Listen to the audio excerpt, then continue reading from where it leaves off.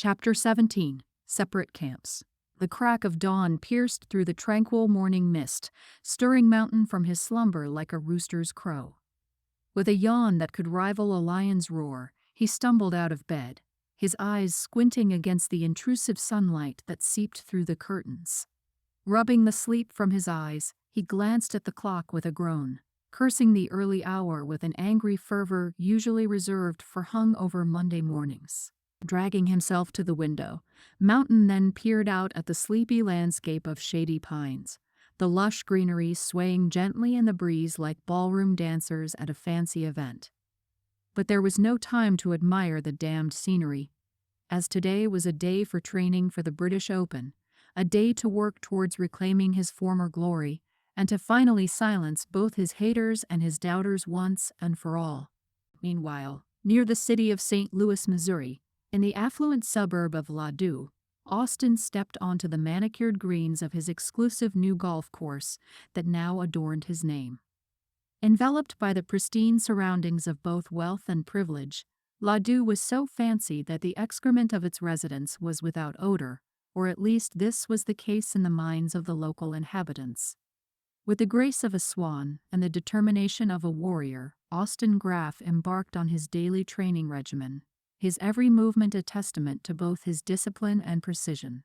Meanwhile, only a few hours by car to the north of Austin Graff, in small-town Beanfield, Illinois, as the days wore on, Mountain's training unfolded in a gritty montage of sweat and determination.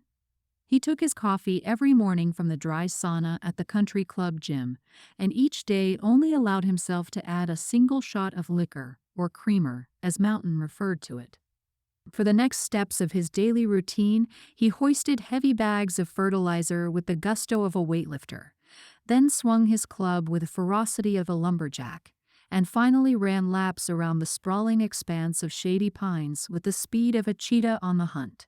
Back in Ladue, Austin honed his skills with a meticulous precision, with his every swing a symphony of grace and power alike. With the guidance of top-notch coaches and cutting-edge technology, he fine-tuned his technique with the precision of a surgeon, each movement executed with flawless precision.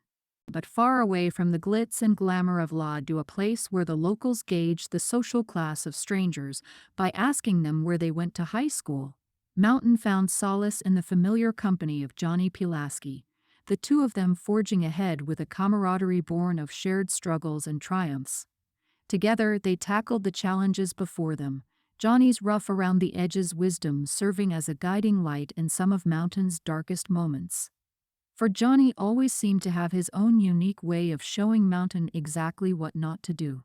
And as the days slowly melted into weeks, Mountain's relentless dedication began to yield results. His once deficient ego was reignited by the fire burning within him. With each passing day, he grew stronger, faster, better, and more confident in his ability to perform in clutch situations, with his every step a testament to the resilience of the human spirit. And in a surprising turn of events, Mountain's efforts caught the attention of Jebediah Turnpike, the owner of Shady Pines, who now saw in Mountain a potential beyond the confines of his golf pro role. With Mountain's persuasive charm and unwavering determination, after returning from Spanish Wells, he was quickly able to convince Jebediah to appoint him as a marketer and ambassador for Shady Pines, thus granting him the freedom to practice all day without the burden of his mundane regular duties. As the sun set across the fairways on yet another day at Shady Pines, Mountain stood tall, as a beacon of hope, albeit a very stoned one, amidst the rolling hills and lush putting greens. With his sights set on the horizon, he knew that the road ahead towards winning the British Open would be both a long and arduous one. As Mountain Cap's golfing star ascended to greater heights, he next found himself at a crossroads, in a pivotal moment that demanded a trusted ally to help steer him through the maze of professional sports. Who better than his old buddy Johnny Pulaski, with his unrivaled knowledge of Mountain's strengths, weaknesses, and the occasional shady shortcut? Sitting amidst the emerald expanse of Shady Pines, Mountain broached the subject with Johnny, with the hum of golf carts and chirping birds serving as the backdrop to their conversation. "Johnny, I have been thinking," Mountain began, casting a glance at his friend, who was idly twirling a dragon-shaped pipe in his pot resin-stained hands. I need someone who I can really count on, someone who knows me inside and out. And that is where you come in, my friend. Johnny's interest was now most certainly piqued, with his bloodshot eyes narrowing in anticipation. What's cookin', Mountain? I want you to be my right-hand man both as my agent and my caddy, Mountain declared, the words carrying the weight of his conviction. Johnny's eyebrows then shot up in surprise.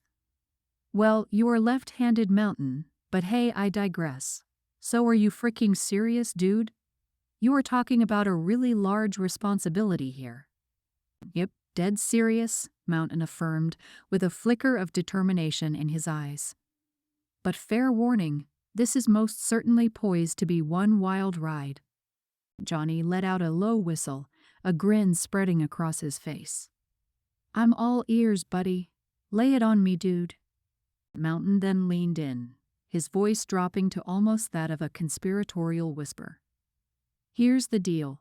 I'm thinking 15% of the whole shebang, winnings, sponsorships, any profitable drug deals you can put together, the whole damned enchilada. Johnny's expression shifted suddenly from surprise to disbelief. 15%? Are you trying to lowball me, Mountain? Mountain chuckled, his shoulders lifting in a shrug. Hey man, I gotta look out for number one, right? Johnny leaned back, a thoughtful look crossing across his features. All right then, let's talk numbers. How about 28%? Mountain's eyebrows shot up in mock horror. Whoa there, Johnny. That is highway robbery. Johnny chuckled, his grin widening, and said, Hey, I gotta make a livin' too, right, big man? Ever so slightly mocking Mountain in the wake of referring to himself as number one. Mountain pondered for a moment before countering with a smirk. All right, how about we meet in the middle at 23% plus expenses? Johnny feigned reluctance while growing his future income exponentially, and then extended his hand with what could only be described as a shit-eating grin. Deal. And so, amidst the rolling greens of shady pines, Mountain and Johnny forged a pact that would shape each of their futures, navigating the turbulent waters of professional golf with equal parts THC, camaraderie, and ambition. As they shook hands, a new chapter in their journey began, filled with birdies, bogeys, and the occasional wild drunken ride down the fairway of life. The next day, Johnny Pulaski strolled into Jebediah Turnpike's office with an air of nonchalance and a joint dangling casually from his lips as if it were the most natural thing in the world. Jebediah, seated behind his imposing desk, could not help but arch an eyebrow at the sight. Johnny, what in the blazes is that? Jebediah demanded, his voice laced with incredulity as he gestured to the pleasantly stinky, smoldering joint. Johnny grinned, the corners of his lips curling mischievously. Just a little something to take the edge off, Jebediah. You should most certainly try it sometime. The veins in Jebediah's forehead then threatened to burst forth as he struggled to maintain his composure. I most certainly will not. Now, what exactly is the meaning of this impromptu visit? Johnny then took a leisurely drag from his joint before exhaling a cloud of smoke, thus allowing the pungent aroma to fill the room. I'm here to resign, Jebediah. I have had more than enough of this gig. Jebediah's eyes then widened in disbelief. Resign?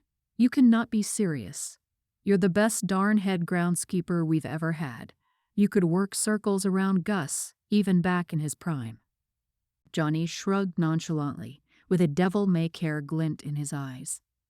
Sorry, Jebediah. Not that it even matters, but Gus had his prime in the late 1800s, damn it, and I've got bigger fish to fry. And besides, this place could use a little shake-up. Jebediah's jaw clenched as he struggled to contain his frustration. Johnny then chuckled, after taking another long drag before flicking his joint into a nearby ashtray that was intended for cigars and cigars alone. Despite the tension crackling in the air, Johnny could not help but to admire Jebediah's steadfast demeanor. The man may have been old money and a stickler for the rules, but he had a certain resilience that commanded at least some level of respect. After the tense exchange of words, Jebediah finally relented, his expression softening ever so slightly. "Fine, Johnny. If that's what you want, then so be it. You certainly must have a big old pair of muskmelons between those legs of yours, buddy." Johnny grinned, offering a casual joint-holding salute before turning to leave. "If all goes according to plan, Jeb, you will never have to see them." As he sauntered out of the office, he thought about a saying that he once heard, "You can do whatever you want on your last day." But Johnny could not help but to feel a twinge of sadness that he was unable to work that line into his latest conversation with Jebediah. He secretly always considered himself to be too good for the head groundskeeper position anyway, so the prospect of leaving behind his old stomping grounds excited him greatly. But as he took one last look back, he knew that he was destined for greater things after all. He had even more joints in his pocket, and a world of possibilities stretching out before him.